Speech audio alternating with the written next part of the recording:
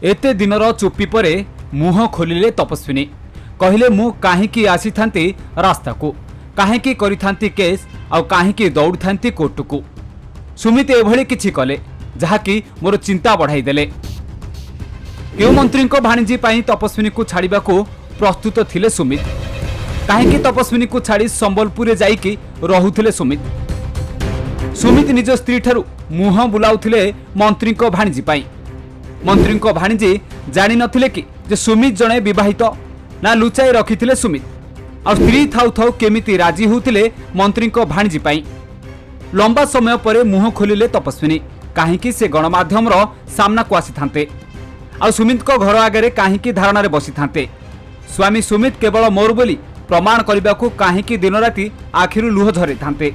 सबुर खुलासा करिसंती तपस्विनी कहले काहेकि दुहिंको भितरे बढ़ितला तिक्तता।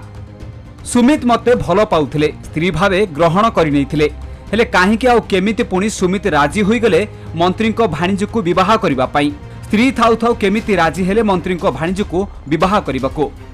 देखो सुमित मो भितर कौन से मनमालिन ना मनमालिन से जोड़ा कहते कि सी एत आसी करदे बाहर बसीदे से बुझुना मु कहीं आसिक बाहर बसली पूर्वर से मस्त कहीं कथा हो पूर्वर ये सब कहीं स्टार्ट करते कौन देखिए निज स्त्री की छाड़ी जाकि संबलपुर रहीकि मिनिस्टर को भाणीजी सहित बाहापी राजी होते कौन देखिए मुझे जापारे किंतु शाशु शशुर तो मत ग्रहण करेंगे कि ग्रहण करेंगे मुझे बिल्कुल कहीपरि किंतु जेहेतु मो स्वामी स्त्री मो स्वामी को भलसे जी जानी आ 7 दिन भितर मु जो लोअर कोर्ट को ऑर्डर अनुଯାयी 7 दिन थी 7 दिन भितर आम भल संपर्क थिला बोली माननीय आईआईसी सर आउ प्रोटेक्शन ऑफिसर मैडम देते रिपोर्ट आम जिला जज को जज दाखल करते तो विश्वास रखुची कि काउंसलिंग पर मे भी किसी भल आसपारे बोली आशा रखुचे।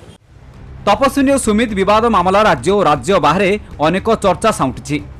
सुमित तपस्विनी को निज स्त्री सम्मान दे ग्रहण करने को राति दिन लंबा समय धरी धारणा रे बसिथिले तपस्विनी।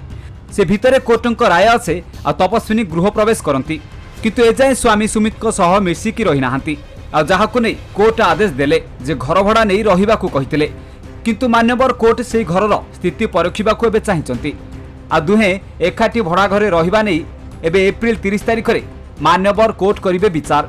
ए अवसर आज हाईकोर्ट रे देखिबाकू मिलिथिला तपस्विनी को जोंठी से खोलिकी कहिचंती जे सुमित मोर संपर्क सबु बेले ठीक रहितला किंतु जने मंत्री को भाणीजी पाई आम भितरे बढ़ी जाइथिला तिक्तता आ मु थाउ थाउ से मंत्री को भाणीजी को विवाह करबाकू काहेकि चाहुतिले जेउंथि पई तपस्विनी को सुमित को घर आगरे धारणा रे बसिबाकू पड़िथिला। हेले एठी प्रश्न उठुची ए मंत्री जनक किए आ सेही भाणीजी किए जानि नथिले कि सुमित जणे विवाहित मनीष। एपटे आज मान्यवर कोर्ट देइथिबा निर्देश अनुसार दुहे सुमित नैथिबा भड़ा घरर वीडियो करी कोर्ट को देखाइबे एवं एप्रिल मास 30 तारिख रे मान्यवर हाईकोर्ट निष्पत्ति परे दुहे रही पारंती भड़ा घरे आ पुणी सेही पुराना प्रेम फेरी आसी पारे आ पुणी हसी पारे दुहिंको जीवन आ दुहे मिसी गढ़िबे सुनार संसार। Bureau report Odisha Bhaskar.